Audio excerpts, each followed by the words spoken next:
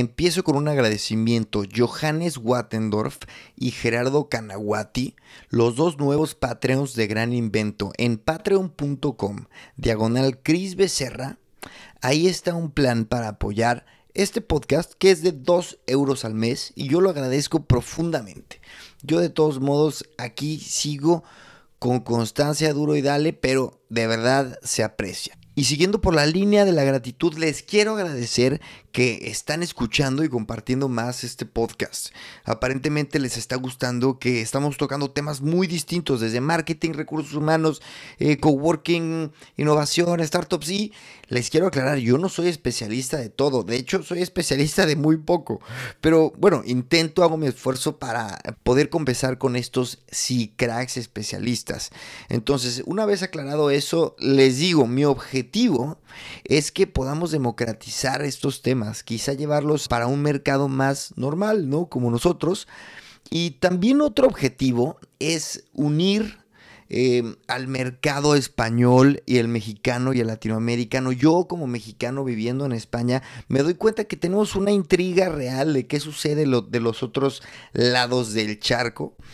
Y precisamente sobre este tema, mi invitado de hoy, Mauricio Pedrosa, viene perfecto. Él no solo es mexicano, sino que es de una tierra maravillosa, que es San Luis Potosí, de donde soy yo, efectivamente. Pero miren, la historia de Mauricio es increíble. Él es abogado y nunca se imaginó que iba a terminar trabajando de su sueño, que es ser narrador y analista deportivo. Él es especialista en fútbol y fútbol americano y radica en Estados Unidos, pero ha tenido la oportunidad de entrevistar a eminencias como Pelé nada más, Maradona o Kobe Bryant, ¿no? También a Noel Gallagher, dato curioso, el guitarrista de la banda Oasis.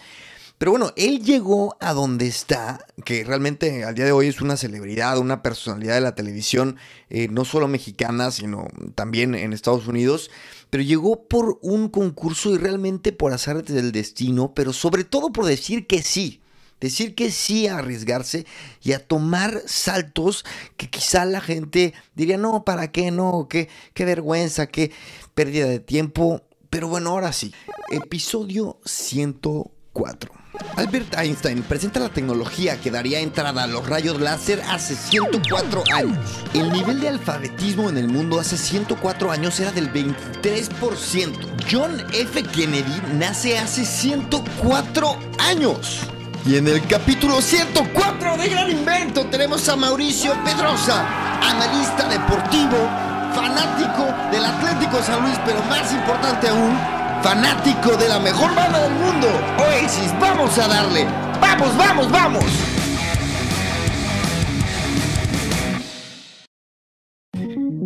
Mauricio Pedrosa, ¿cómo estás? Muy bien, muy contento de que me hayas invitado a tu podcast, Cris. ¿Cómo estás? Muy bien, muy bien. Muchas gracias por estar aquí. Cuéntame, Mauricio, ¿en qué andas ahora mismo? En todo, afortunadamente. En todo. A ver, la ventaja de trabajar en ESPN, siendo un canal, fíjate, es que antes nada más lo veíamos como un canal 24 horas de televisión, pero ahora con la multiplataforma no es nada más 24 horas de televisión, sino es contenido ilimitado. Y eso, afortunadamente, bien aprovechado, es como una arena completamente distinta, porque tengo mi programa en tele todos los días, ahora o nunca, en ESPN Deportes, aquí en los Estados Unidos, 6 de la tarde del Este, 3 de la tarde del Pacífico. Bien. Pero también, durante la pandemia, y ahorita hablamos de ese tema si quieres más adelante, pero una de las cosas que nos obligó fue a ver, en breves palabras es esto, como literalmente hubo que sacar a la gente de las oficinas y de los estudios y de los cuartos de control, no se pueden poner programas al aire. O sea, como funciona la televisión es si grabas y estás en un estudio y todo lo que grabas se va a un servidor. Antes literalmente todo se iba a cassettes, ahora ya todo se va a un servidor, pero adentro de esos servidores hay un puesto que se llama Master Control. Y Master Control literalmente lo que hace es poner la señal al aire, ¿no? Y si es una persona que pone las cosas al aire, a esas personas también las tuvieron que mandar a su casa. Entonces dejaban correr en televisión pues, cosas ya pregrabadas que no se necesitara tener a alguien trabajando ahí. Entonces nos sacaron del aire a todos los programas, en lo que se pensaba cómo solucionar el tema. Y ahí fue cuando nos tuvimos nosotros que poner creativos con nuestros recursos. Entonces dijimos, bueno, si ya no vamos a estar al aire, ¿qué vamos a hacer? Pues vamos a generar un canal de YouTube, ¿no? Porque no quedaba de otra. Existía, no, o sea, no existía el formato, no habían hecho. Teníamos un canal de YouTube, pero literalmente era una videoteca. O sea, lo teníamos para nosotros. Y cosas que queríamos guardar y compartir. De hecho, era un canal privado. O sea, no era tenía nada publicado. Ya. No. Entonces dijimos, bueno, vamos a ver cómo nos va con eso. Entonces, a lo que voy es, cuando me preguntabas en qué estoy, pues esa es mi principal asignatura en ESPN, porque soy host del programa, tengo un co-host que es Hércules Gómez, que fue futbolista, ya tenemos 2 años y medio con el show, entonces eso es lo principal, pero pues, como estamos todavía trabajando desde casa, sigo haciendo muchas cosas para otras producciones de ESPN, para el canal de YouTube de ESPN Deportes, para ESPN México, ESPN en inglés. He hecho partidos de fútbol, de básquetbol, el draft de la NFL. Entonces, la respuesta fácil a tu pregunta es en todo, afortunadamente. Sí. O sea, ¿me podrías decir que en un año pasaste de ser host de televisión, analista deportivo, a youtuber y todólogo? YouTuber, exactamente. Oye, todavía no podcaster, casa? Porque eso está, todavía no como tú, pero eso está trabajándose todavía. En camino, pero yo sí, te ayudo. O sea, al final del día, yo, por ejemplo, yo no soy periodista, porque la gente a veces nos encasilla a todos los que aparecemos en un canal de deportes como periodistas deportivos, pero yo no soy periodista porque no estudié periodismo y respeto mucho a los periodistas que sí estudiaron periodismo y ejercen el periodismo. Yo soy un comentarista deportivo y hoy en día los comentaristas deportivos tenemos la fortuna, los que lo saben aprovechar bien, de llegar a distintos públicos en distintas plataformas. Porque una cosa es el público que te escucha en un podcast, otro es el que consume tu contenido en YouTube, otro es el que te ve tradicionalmente en televisión, otro es el que lee el periódico o lee las columnas en páginas de internet. Entonces... ¿Tienes algún medio que te haya sorprendido, que te haya gustado, algo que no hayas experimentado antes? O sea, particularmente. Es una muy buena pregunta. Déjame tomar un segundo para darte una respuesta correcta. Dale. ¿Sabes qué? Sí, estamos haciendo un par de segmentos a la semana exclusivamente dirigidos a redes sociales, muy enfocado en Instagram, que son muy cortitos. Procuramos que sea entre 1 minuto 30 y 1 minuto 45, ¿no? Es un segmento que le pusimos Dime que no, en el que yo tiro una aseveración con la idea de despertar una reacción en la gente. Claro. Y la cantidad de gente que consume ese contenido fácil de digerir en 1 minuto 40 me sorprendió lo bien que le va. Le va muy bien. Lo empezamos a hacer literalmente como un experimento y ahora ya lo tenemos hecho todos, o sea, todas las semanas lo hacemos. Entonces, ese contenido, la verdad, sí, yo no me esperaba que fuera a tener el éxito que ha tenido. ¿Qué porcentaje de tu día es para televisión? Muy alto. Todavía es arriba, es más de la mitad, seguro. Y yo diría que dependiendo, o sea, sí, por lo general te diría que un 60%. Te iba a decir 2/3 partes, pero tal vez es un 60%. Ya. Todavía. Oye, tienes una historia, Mauricio. Tienes una historia y aparte un pedigrí importante, pero tienes una... Lo digo porque evidentemente somos potosinos, pero... Obviamente, gracias a Dios. Una historia increíble, güey, que la verdad no puedo pasar por alto. O sea, cuéntame, ¿cómo llegaste bien chavito al trabajo de tus sueños? Hace 15 años exactamente, por estas fechas, yo entré a un concurso que lanzó ESPN. Cuando digo ESPN Deportes, me refiero al canal ESPN en Estados Unidos. Así se distingue, ese es ESPN Deportes. Si no, haré la referencia a ESPN México, nada más para distinguir las zonas y que es un poco como Game of Thrones, ¿no? Porque luego son como reinos y luego se pelean entre ellos, y eso es otra historia, pero es muy divertido además. Pero entonces ESPN Deportes lanza en el 2006 su versión de Dream Job, que Dream Job fue un programa que hizo, la otra parte de Game of Thrones, ESPN doméstico, que es ESPN en inglés, el The Mothership, como le llamamos también, que ya había lanzado 3 temporadas en inglés y había tenido 3 ganadores, y el premio a esos ganadores era darles un contrato de 1 año para trabajar como comentaristas en ESPN. ESPN Deportes en español hace su primera versión, y el premio era ir al Mundial de Alemania 2006 como reportero para ESPN. Sí. Entonces yo estaba en mi último semestre de la carrera de Derecho en la 7 veces heroica Facultad de Derecho de la Universidad Autónoma de San Luis Potosí, y entré al concurso sin ninguna expectativa más que decir, pues qué padre, salí algún día en ESPN y tuve el micrófono de ESPN. Yo era muy fanático del canal, consumía todo el canal, siempre me gustaban mucho los deportes desde niño, pero jamás había tenido ningún contacto ni ninguna referencia con alguien que se dedicara a esto y que pudiera servir como un puente para que yo pudiera llegar a esta industria. Nunca lo vi como algo posible para mí. Entro al concurso, eran 6 castings en 6 ciudades distintas, obviamente. Yo fui el de Ciudad de México, lo gané y luego tuve que ir a competir contra los otros 5 ganadores y lo acabé ganando. Justo cuando termino mi carrera. No todos los ganadores eran de la misma tirada, ¿o sí? O sea, de comentarista. Pues teníamos diferentes backgrounds, ¿no? Yo claramente no tenía ninguna intención de dedicarme a los medios y fui literal como un aficionado a ver qué salía. Había otros 3 que sí habían estudiado comunicación y periodismo y sí se querían dedicar a esto.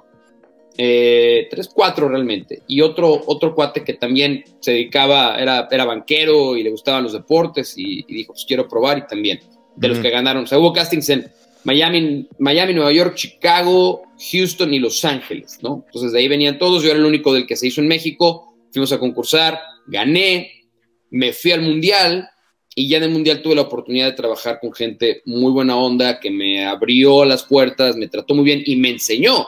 Porque tranquilamente pude haber llegado yo y ellos haber dicho, bueno, pues este es el que ganó, disfruta tu premio, disfruta el Mundial y que te vaya muy bien. Pero se preocuparon en enseñarme, en hacerme entender cómo funcionaba el negocio, cuál era la función de un reportero. Porque yo tenía 0 experiencia, 0. Entonces tomé un curso intensivo para ser comentarista deportivo o reportero durante el Mundial de Alemania de 40 días. Y dejé una muy buena relación con la gente de la producción con la que me tocó trabajar. Y ellos al final del día hablaron bien de mí con los jefes. Justo se abrió una plaza para reportero en la Ciudad de México. Me lo ofrecieron. Firmamos un contrato de 1 año y ya van a ser 15 años de eso. Exactamente. Oye, ¿y tú sabías alemán? Eso... Sí, yo viví en Alemania 1 año. Entre prepa y la universidad me fui a vivir un año a Alemania, entonces sabía alemán y por supuesto que eso jugó a mi favor, sí, sin duda. ¿Y sabes algo de la gente que se quedó ahí en el camino? O sea, porque sí. Tú lograste tu sueño y ellos, ¿qué pasó? Otro cuate que llegó a la final, que se llama José del Valle, todavía trabaja en ESPN. Él es de Miami y ganó el casting de Miami y... dejó buena impresión y buena relación también. Entonces, como un par de años después lo buscaron y él literal, justo acabamos de hablar porque se cumplieron 15 años del concurso, hicimos un segmento especial de eso y a él le va muy bien también, sigue siendo comentarista con nosotros en ESPN, ¿no? Qué loco, qué loco. Y eso está padre. La verdad es un chavo bien valioso y aparte somos muy amigos, nos hicimos muy amigos ahí en el concurso y él sigue trabajando en la empresa todavía. ¿20 cuántos? 23, cuando gané el concurso 23 y durante el Mundial cumplí 24. O sea, tú no te graduabas de la carrera cuando diste el brinco a un sueño. Eso... Cuando gané el concurso sí, pero justo regreso para titularme. Entonces, porque no es que me fueran o no a dar permiso a mis papás, pues obviamente lo iba a hacer, pero sí me recomendaron que me fuera ya sin ningún pendiente. O sea, haz tu tesis, haz tu examen profesional, titúlate y vete al Mundial. Y afortunadamente el director de la Facultad de Derecho, Ricardo Sánchez Márquez, a quien siempre le estaré muy agradecido, y al secretario Sánchez Lárraga, Martín Gaitán, me ayudaron para acelerar el proceso y que me pudiera ir titulado. Oye, y ese brinco, ¿cómo lo ves tú? ¿Un golpe de suerte? Sí. O sea, un poco de destino y un gran golpe de suerte. O sea, destino porque sí, yo pensaba que de alguna manera tenía que dedicarme a algo que estuviera relacionado con los deportes. Lo más lógico hubiera sido, desde mi posición de abogado, encontrar algo en lo que pudiera aplicar mi carrera en el deporte. Eventualmente yo creo que lo hubiera conseguido. Estoy seguro que lo hubiera logrado de algún modo, porque los deportes siempre fueron mi gran hobby, bueno, pasaron de ser un hobby a una pasión y ahora mi profesión, ¿no? Mi oficio. Pero también, y yo no tengo ningún problema en reconocerlo, que es un gran golpe de suerte entrar como entré. Yo cuando cuento mi historia siempre les digo cuando me invitan a hablar a universidades o con grupos de chavos, les digo que no sigan mi ejemplo. Esta no es la manera en la que quieres empezar en el negocio, porque la suerte está muy involucrada y no le quieres dejar a la suerte una decisión tan importante como a qué te vas a dedicar en la vida.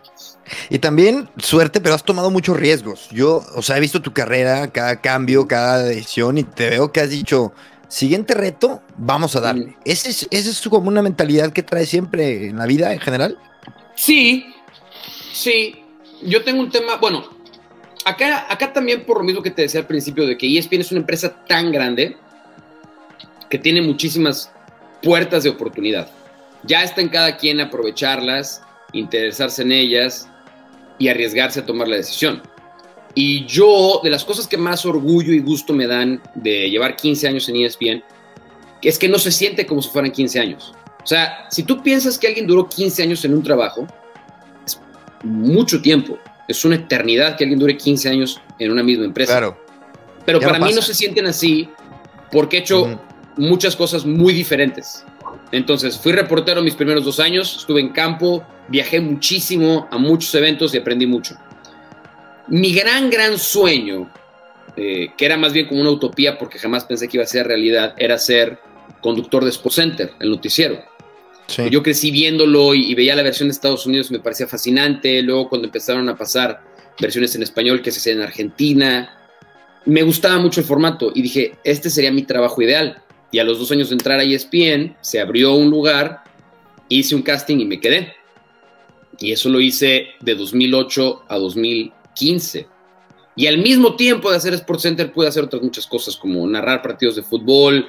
Empecé a hacer coberturas de fútbol americano, luego me volví comentarista de fútbol americano, hacía programas de fútbol americano, iba a los juegos, empecé a ir al Super Bowl cada año.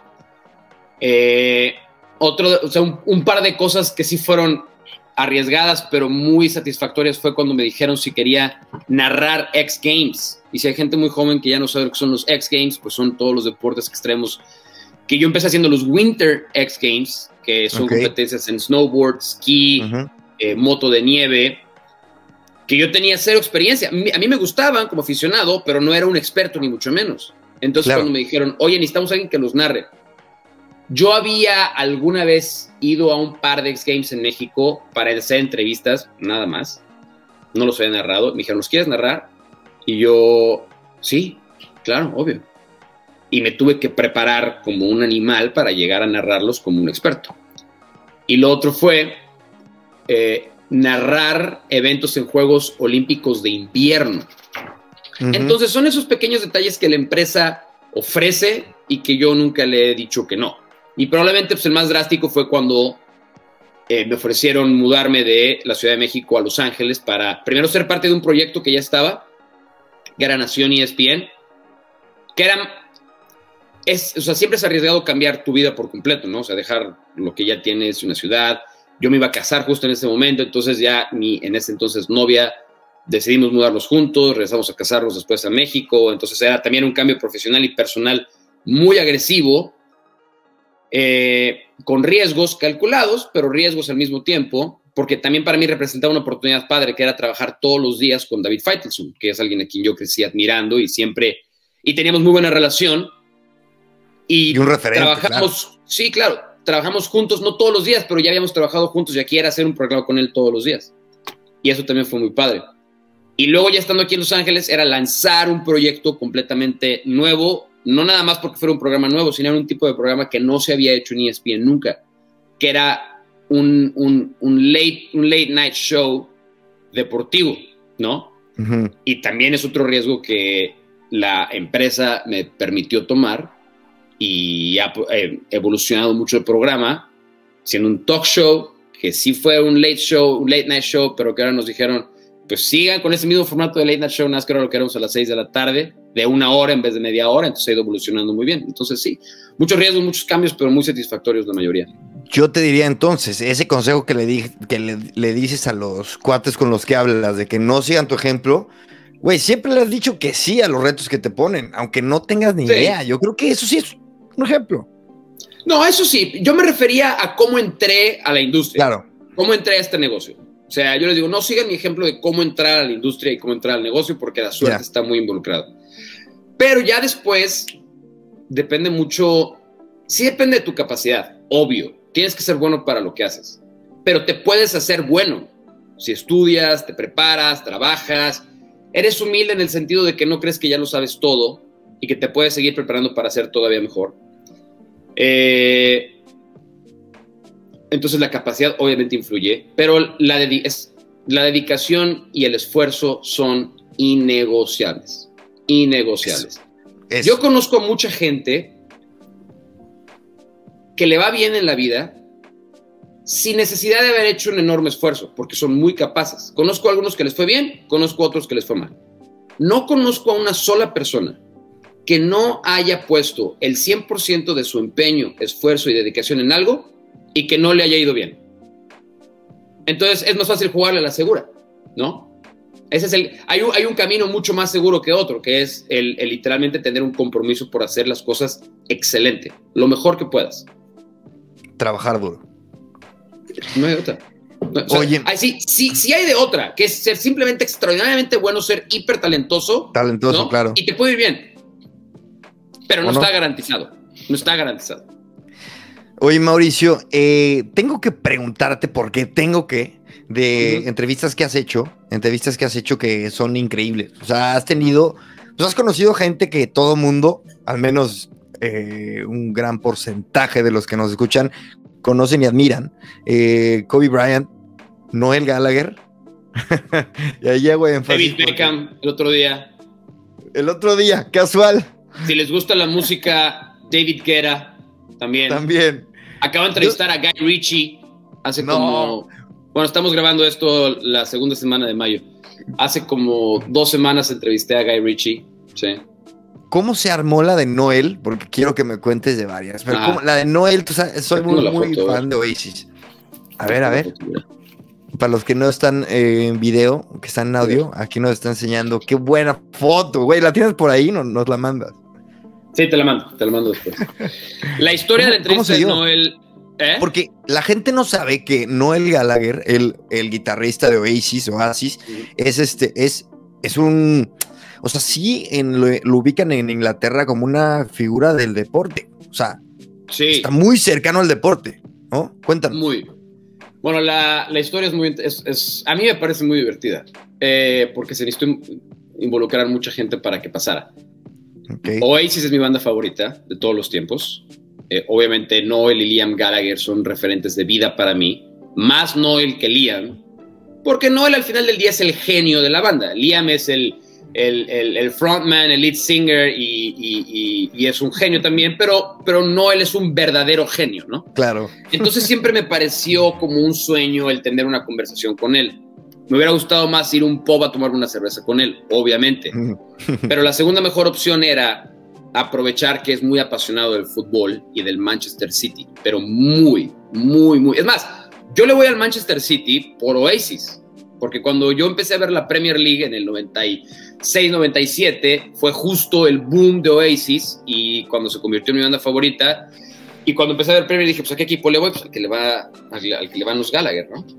Entonces, ese era como un objetivo mío de vida, el hablar un día con el Gallagher. Entonces se separa Oasis y hace Noel la primera gira como solista en el 2012 y veo las fechas anunciadas para el concierto de México. Compro boletos, obviamente, y ahí se me prendió un poquito el foco de decir, pues ¿cómo podré llegar a él para entrevistarlo? Y yo había entrado en YouTube muchas veces a ver entrevistas que él había dado en Inglaterra a los mejores programas de deportes. Cada vez que pasaba algo le hablaban por teléfono y tomaba la llamada y era muy apasionado de opinar sobre Manchester City. Entonces busqué a un muy buen amigo mío, Sopitas, que yo sé que está muy bien contactado y colocado en la industria de la música, y le pedí el favor. Le dije, ¿tienes alguien o conoces a alguien con quien pueda llegar a a management de Noel para pues solicitarles una entrevista. Y muy amablemente me mandó un par de contactos. A través de esos contactos llegué con el manager de Noel y le mandé un correo tal cual, diciéndole: Mauricio Pedrosa, ESPN, sabemos que Noel es muy apasionado del fútbol, del Manchester City, viene a México, nos encantaría tener la oportunidad de platicar con él sobre su pasión por el Manchester City, su gusto por el fútbol, la actualidad del equipo, y esto sale en las plataformas de ESPN, va a salir la charla dominical de SportsCenter, que es como el segmento de entrevistas más importante por semana que había. Creo que ya no existe el segmento, ahora pues por otro tipo de plataformas. Y ya, y lo mandé, ¿no? Dije, pues que sea lo que tenga que ser. Y al día siguiente recibo el mensaje en respuesta diciendo: Mauricio, gracias por tu correo. Noel está muy interesado en hacer una entrevista con ESPN, así es que vamos poniéndonos de acuerdo. Fui a hacer unas cucarachas de celebración en mi cama porque no lo podía creer. Yo honestamente dije, es un long shot y pues ni lo van a ver mi correo, ni me van a contestar, o si me contestan es pues gracias, pero no gracias. Y honestamente no esperé que me fueran a decir que sí. Y dije, wow, ok. Entonces, en ese tiempo, uno de los productores, que de hecho había sido mi productor en Alemania y nos hicimos muy cuates, Octavio Gallegos, era mi roommate ahí en la Ciudad de México, en la Condesa. Y le dije, oye, Tavo, pues no le dije a nadie, pero pedí hacer una entrevista a Noel y me dijeron que sí. Me dijo, yo la produzco, cabrón, por supuesto, la vamos a hacer chingona y va a quedar espectacular. ¿Qué te dijeron? Pues que les escriba con más detalles, ¿no? Entonces voy con mi jefe, Armando Benítez, y le cuento. Le dije, Armando, pasó esto. Y pues quiero pedirte, pues no sé cómo le podemos hacer. Habrá que ir a su hotel o habrá que ir a donde ellos nos digan y pedir una cámara. Y me dice Armando, Gallagher es de los de Oasis, ¿verdad? Yo, sí. Son 2 hermanos, ¿no? Muy, muy famosos. Yo, sí. Me dice, a ver, espérame. Y luego que agarra su teléfono y le escribe a alguien. Me dice, es la banda favorita de mi hermano, de uno de mis hermanos. ¿Qué necesitas? ¿Qué necesitas? Me dijo, no se diga más. Renta, ¿en qué hotel se va a quedar? En el Four Seasons. Renta una sala de eventos en el Four Seasons, 3 cámaras, iluminación, productores, ingenieros de todo lo que necesites, tenlo. Perfecto. Entonces ya le escribo al manager de Noel, le dije, tenemos estos recursos, me dijo, perfecto. Y yo dije, bueno, pues ¿qué más necesitas? Le dije, ¿qué más necesitas de nosotros? No sé, un refrigerador con champaña, cervezas, un buffet de frutas. Dijo, no, té y café. Con que tengas té y café, con eso. Perfecto. Y entonces, pues, fast forward al día de la entrevista, ¿no?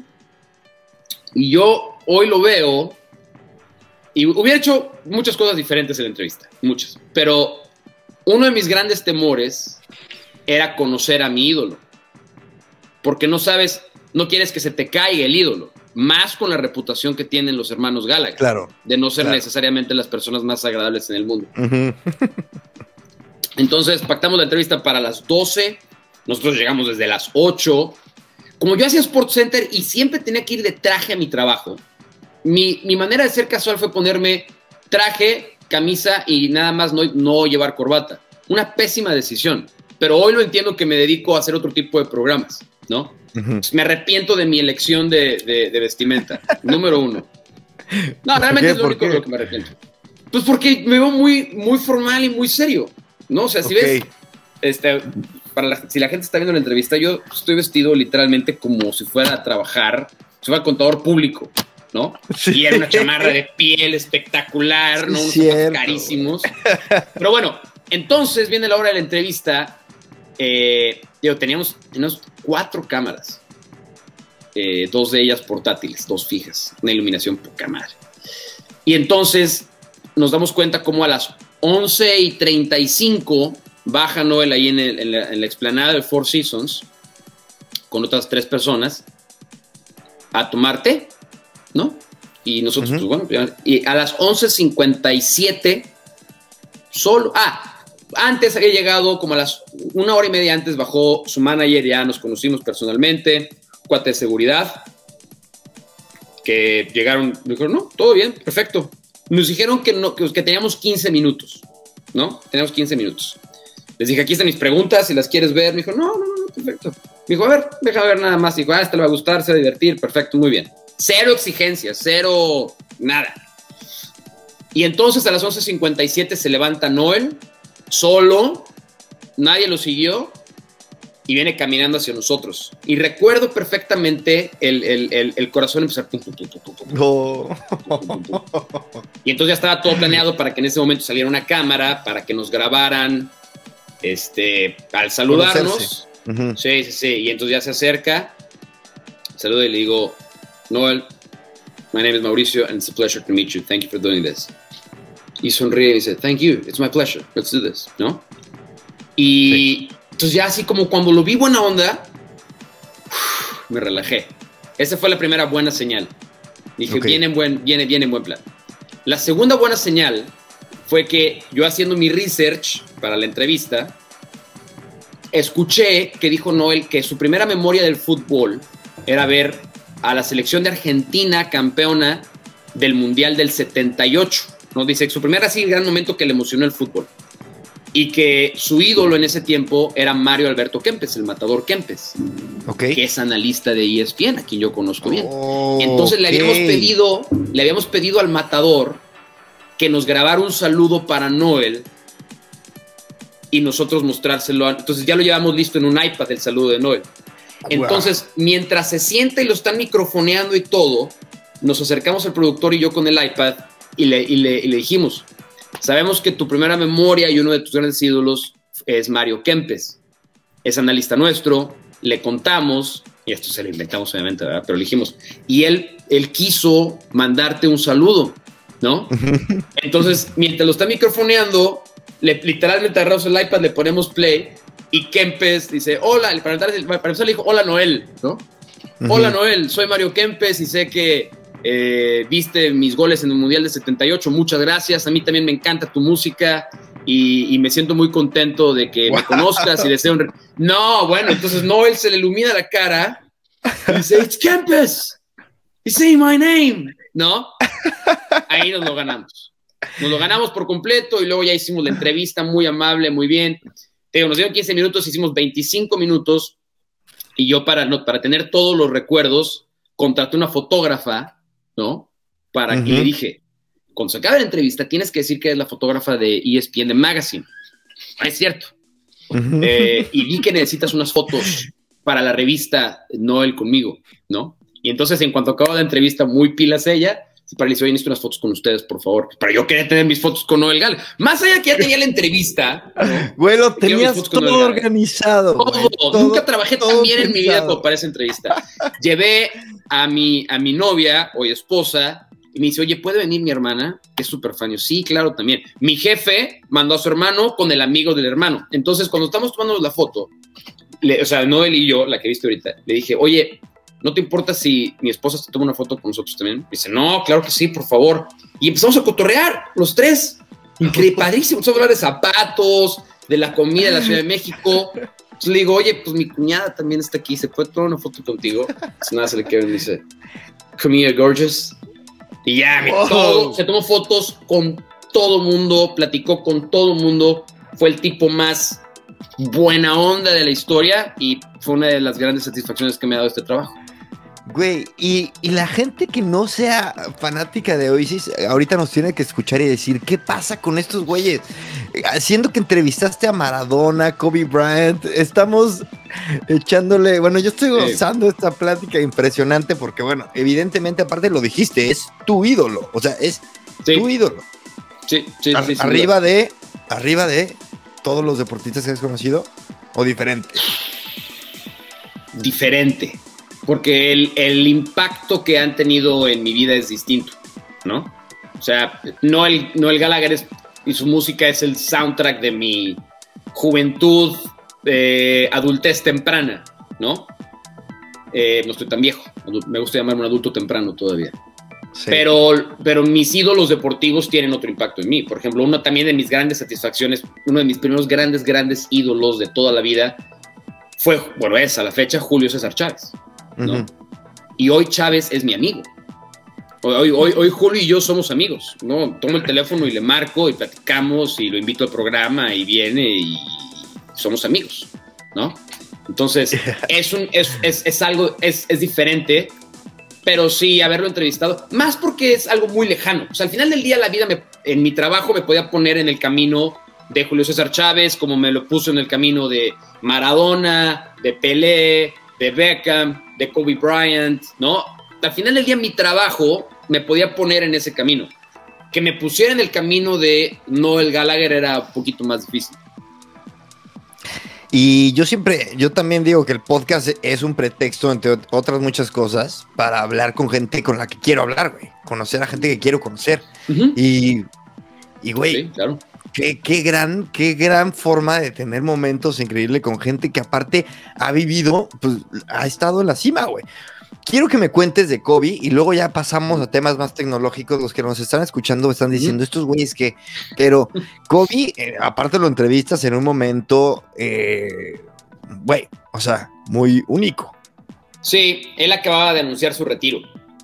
Él anuncia su retiro en octubre de 2015, dice que va a terminar la temporada 2015-2016 y se retira. Y nosotros teníamos tiempo, yo ya vivía en Los Ángeles, tenía meses de vivir en Los Ángeles. Y... como parte de lo que Kobe representa, yo creía que iba a ser muy difícil algún día llegar a él, ¿no? Y nosotros habíamos hablado con la gente de ESPN Doméstico que nos ayudaran a tratar de conseguir la entrevista, porque pues, es muy complicado. Y nuestro gancho era, sabíamos que Kobe habla español. Sí. Y nunca había dado un mano a mano, un 1-1 largo, un sit down que le llamamos en el negocio, sí, en español. ¿Eso se te ocurrió a ti? Bueno, a ver, sí, yo le dije a mi jefe, le dije, pues, ese a lo mejor es chicle y pega, ¿no? De que diga, ok, pues a lo mejor en español sí lo puedo hacer. Y ya logramos hablar con los Lakers y les hicimos la propuesta y nos dijeron, como te dicen siempre, sí, la vamos a revisar y les avisamos. Y dijimos, bueno, nos avisarán.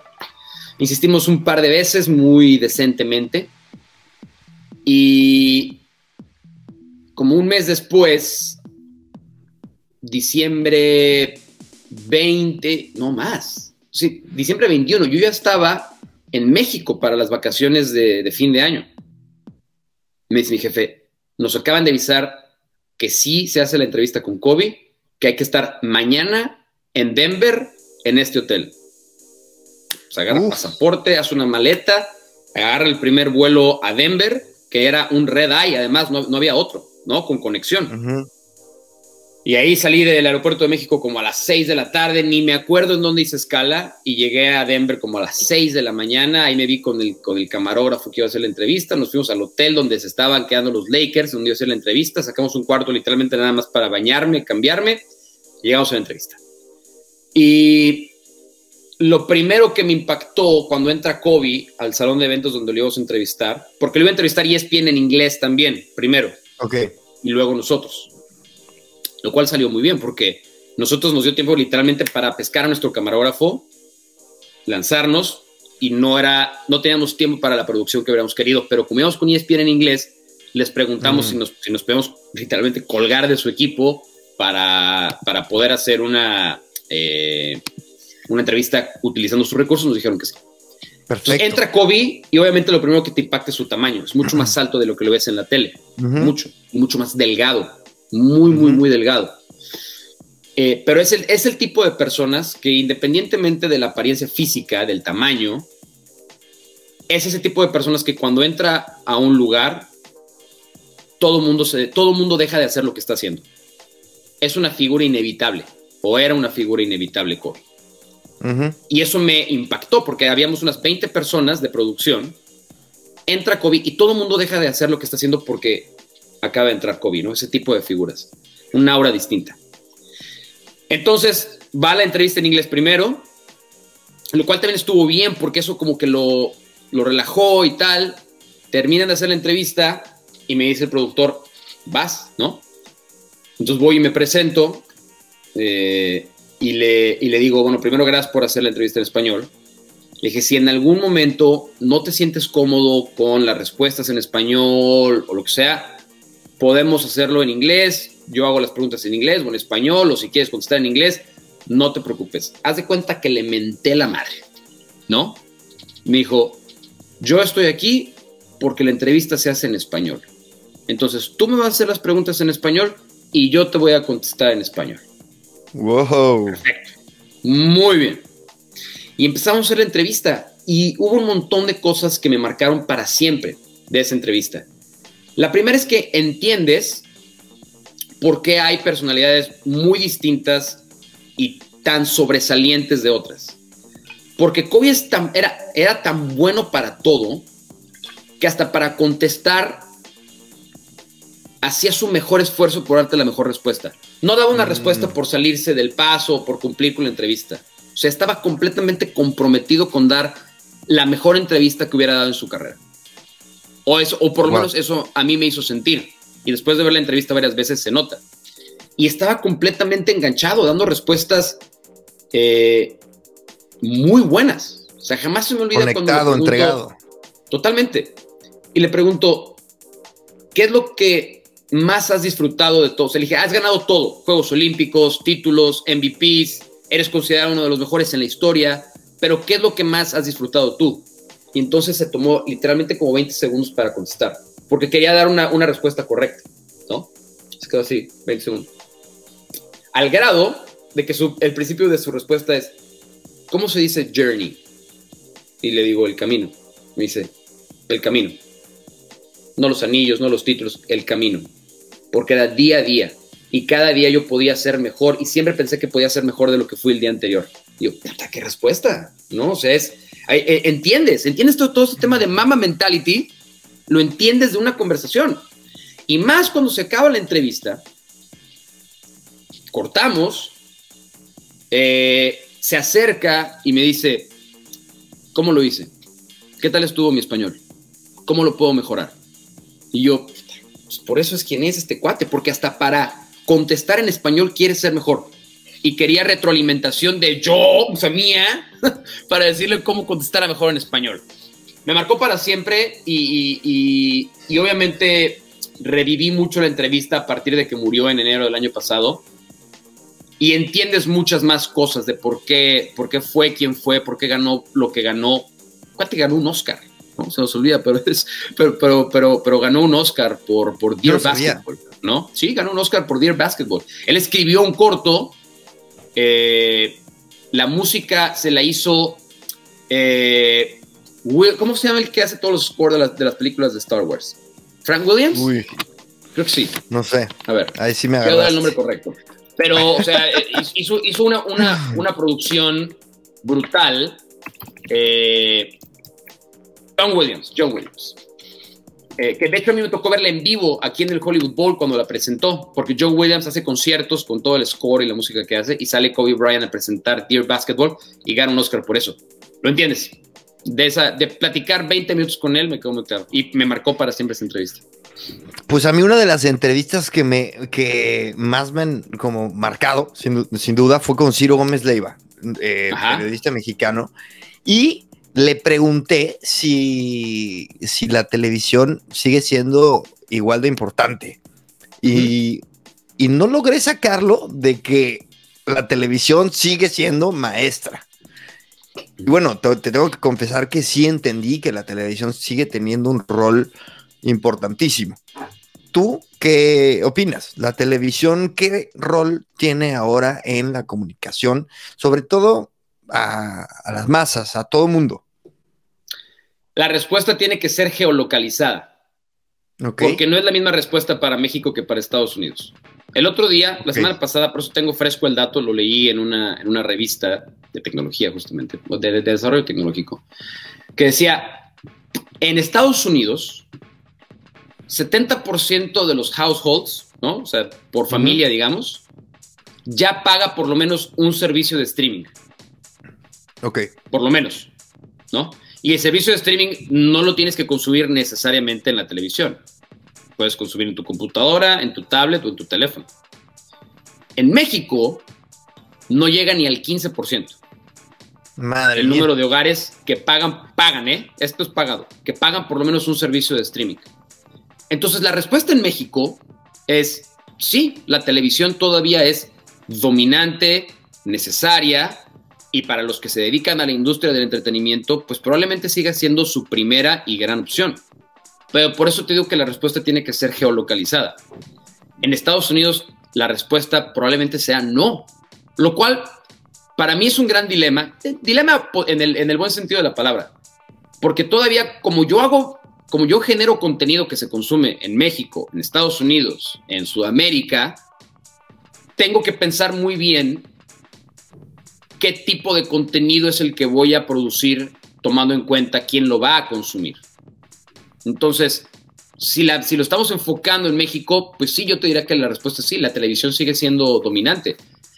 En Estados Unidos ya no, al grado de que, por ejemplo, en el caso de ESPN, ESPN, como sabes, es la empresa o es la cadena, el network que más cobra a las cableras o a los sistemas de televisión satelital por suscripción, ¿no? Es el que más cobra. No lo sabía. De todo lo que cobra DirecTV, el canal al que más dinero le tiene que pagar es a ESPN por cada suscripción que tiene. Entonces, ESPN hace 8 años rebasaba los 110 millones de suscriptores en televisión de paga, ¿no? Ese número ha bajado considerablemente al día de hoy hasta estar como en los 80 millones. Siguen siendo 80 millones, ¿no? Pero en vez de ser una tendencia a la alta, es una tendencia a la baja. Claro. Pasó de 110 a 80. En cambio, la plataforma de ESPN Plus, que es el direct to consumer, el over the top, está en un aumento y está en un crecimiento vertiginoso. Claro. Y hacia allá va. Entonces, seguramente y las suscripciones de tele van a bajar. ¿Cómo? Es un ecosistema, también me imagino. Tú lo has dicho cuando empezamos la plática, que pues, tú estás generando contenido. Al final tú ya eres no un presentador de televisión, sino un presentador de contenido para el medio que se ponga, ¿no? Exactamente, y a mí me parece padrísimo, la verdad, me fascina, porque muchas veces con eso tienes mayor control de tu contenido, y eso me parece fantástico. No que no me guste lo que hiciera antes ni nada, pero, ¿sabes? Quizá también te da cabida a ser más creativo, o sea, puedes hacer algo... ¿Tienes que? Para un medio, bueno, tienes que... Sí, te obliga. Y cuéntame, ¿en qué has tenido que ser... Que forzarte a ser creativo? Bueno, ha sido el último año a partir de la pandemia. Ya estábamos en un proceso creativo muy exigente desde el momento en el que lanzamos el nuevo programa, Ahora o Nunca. Por lo mismo que te decía que era un contenido totalmente distinto a lo que ESPN había producido. Nunca había producido un programa así. Entonces era un reto bien importante y es un ensayo y error constante. Vamos a ver si esto funciona. Si funciona, vamos a hacerlo bien y vamos a hacerlo mejor. Si no funciona...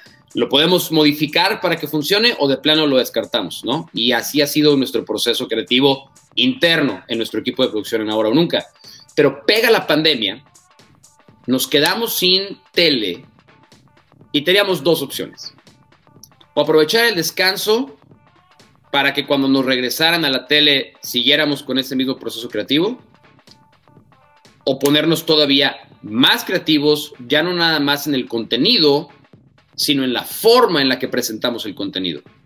Entonces, en un lapso de 2 meses, pasamos de el primer día que pegó la pandemia y que nos mandaron a nuestra casa, el siguiente día, es decir, nunca dejamos de producir, ni un día, y eso me da un orgullo tremendo y un reconocimiento total a mi equipo de trabajo. No dejamos de producir un solo día.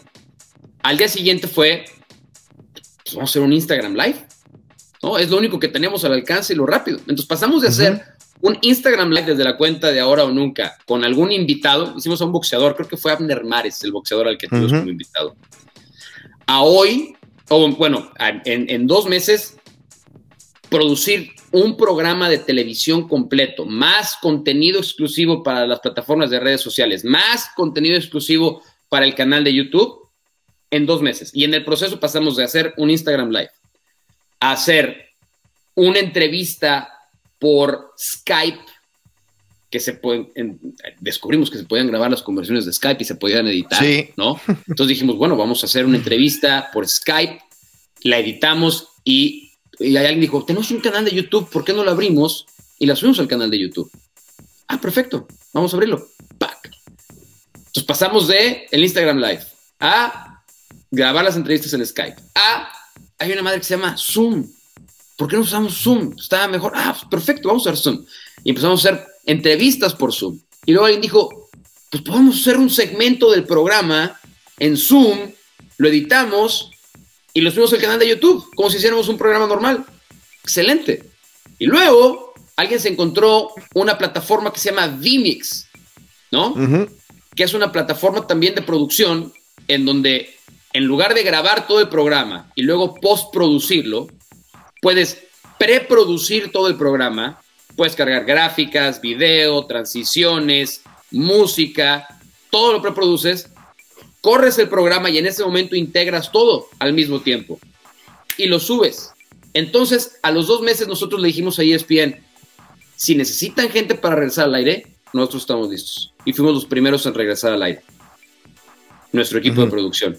Desde casa. Desde casa. Todos desde su casa. Nadie en el canal.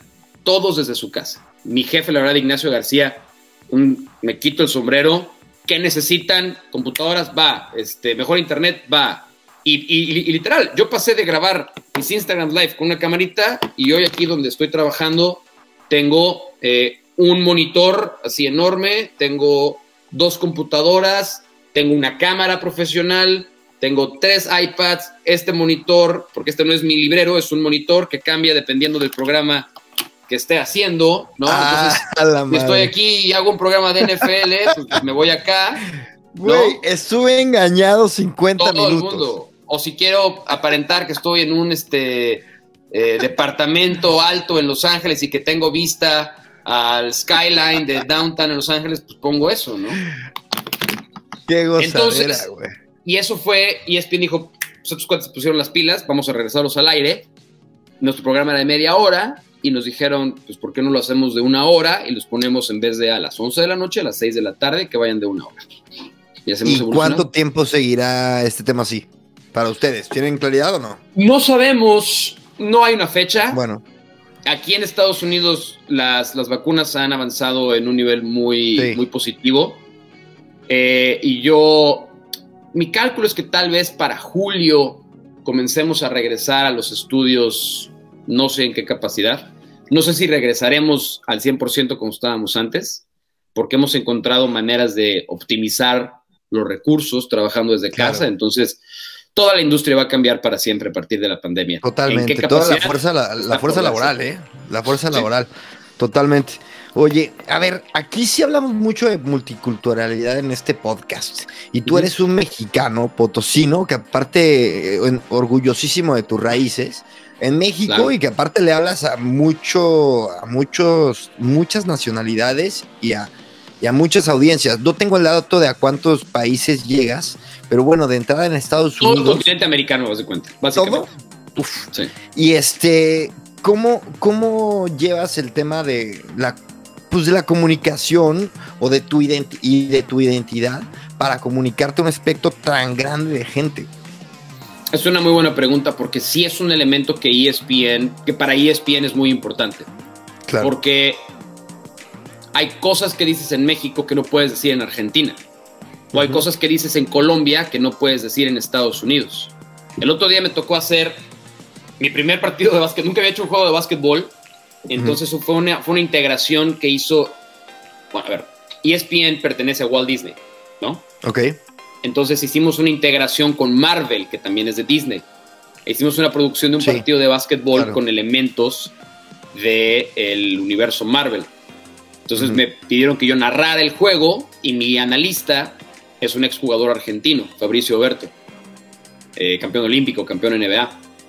Y entonces, durante el juego, en esta integración Marvel, yo dije, mira, acaba de tirar un ladrillo como la mole, ¿no? Y dice, ¿la mole o la masa? Porque en Argentina a la mole le dicen la masa, ¿no? Entonces, fue un momento de esos que dices, y el partido ese estaba corriendo desde Estados Unidos hasta Argentina la misma transmisión. Entonces, nos estaban escuchando en todo el continente. Porque hay veces que sí se separan las transmisiones para regionalizarlas, ¿no?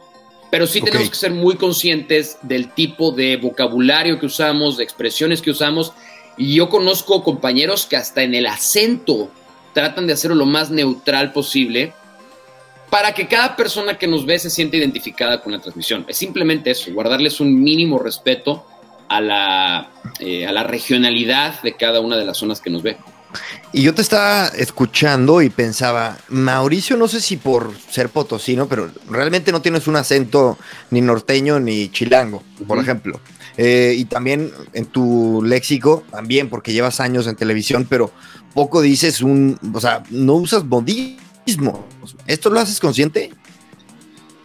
Probablemente ya no, pero depende, porque si dice mi esposa que tengo voz de televisión, ¿no? Y que es mi voz cuando estoy hablando en un medio como ahora. Si estoy hablando con mis amigos, es como si voy a San Luis y empiezo a hablar con mi familia, con mis amigos, probablemente tenga cierto acento. Tengo muchos amigos y incluso familia que vive en Monterrey, pues a lo mejor tengo un acento más del norte. Pero cuando viví en la Ciudad de México e iba a San Luis a visitar amigos y familia, ya me decían que hablaba como chilango, ¿no? Entonces clásico. Es bastante subjetivo y muchas veces inconsciente. Clásico. Oye, ¿y cómo pinta el futuro? O sea, ¿cómo te gustaría que fuera? ¿O dejarías que te sorprenda otra vez y decir, sí, me aviento?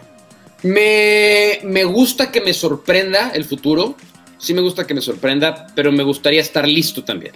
No quisiera que me tomara completamente desprevenido. Yo estoy más convencido ahora que nunca que a la gente a la que le va a ir bien en este negocio, evidentemente a la gente preparada, trabajadora, talentosa, pero también a la gente que entienda que ahora el mercado está muy segmentado, muy dividido y cada mercado tiene necesidades diferentes y que no hay que elegir entre uno y otro. Hay que tratar de acapararlos todos, pero sí con mucha conciencia de qué sirve en qué plataforma y qué no sirve en otra plataforma. Entonces, hay podcasts que están perfectamente bien hechos porque entienden quién y cómo consume podcasts, ¿no? El canal de YouTube no puede ser una extensión de un programa de televisión. No puede ser, o sea, no puedes tú grabar un programa de tele y nada más correrlo en YouTube. Nosotros lo estábamos haciendo porque no sabíamos bien cómo hacerlo y ahora cortamos ciertos segmentos para que queden hechos a la medida de YouTube. Y eso la verdad me parece un ángulo padrísimo. A mí me parece un reto extraordinario en nuestro negocio, porque va a exigir mayor creatividad, porque sí creo que va a demandar o a ser muy claro quién está preparado para los cambios y quién no, y van a ser tiempos bien interesantes. La industria de la comunicación deportiva está pasando por un momento muy difícil, se han perdido muchos trabajos, como en todos los negocios, no es privativo de nosotros, pero está cambiando mucho, como no había cambiado en los últimos 20, 25 años, por lo menos a mí en 15 años nunca me había tocado ver tanto reajuste en la industria y en el negocio. Claro. Y al final de cuentas habrá que estar preparado para ello, pero sí creo que van a ser retos bien padres. A mí por lo menos me emocionan, me gustan mucho todo este tipo de plataformas diferentes y contenido diferente porque te obliga a ser más creativo, así de sencillo. Señor, muchas gracias, no me cuelgues, pero sí nos despedimos. ¿Unas palabras? ¿Te quieres despedir? Bueno, gracias por invitarme. Te felicito que además tengas este recurso para interesar a gente que yo sé que está mucho más clavada en el tema de desarrollo de tecnología y de innovación, pero que la tecnología y la innovación están en todos los campos. Entonces, no importa lo que te dediques, la tecnología y la innovación hoy son parte fundamental de cualquier empresa, de cualquier empresa y de cualquier industria. Y a ti te conozco hace muchos años, conozco a tu familia hace muchos años. Entonces me alegró haber recibido tu invitación y ojalá que no sea la última. Y fíjate que con eso que cierras, yo empiezo, porque esta intro ya la grabé un poco porque voy ahí con los tiempos justos y les hablo de lo importante que es abordar muchos temas. Estoy tocando muchos temas y está llegando mucha gente y eso se aprecia. Y también aclaro que no soy especialista en nada. Me pongo a hablar aquí de ESPN y luego mañana hablaré de otra cosa y este es el concepto del podcast. Pero bueno, Mauricio, Muchas gracias, señor. Gracias. Nos despedimos de otra entrevista más de Gran Invento. Adiós.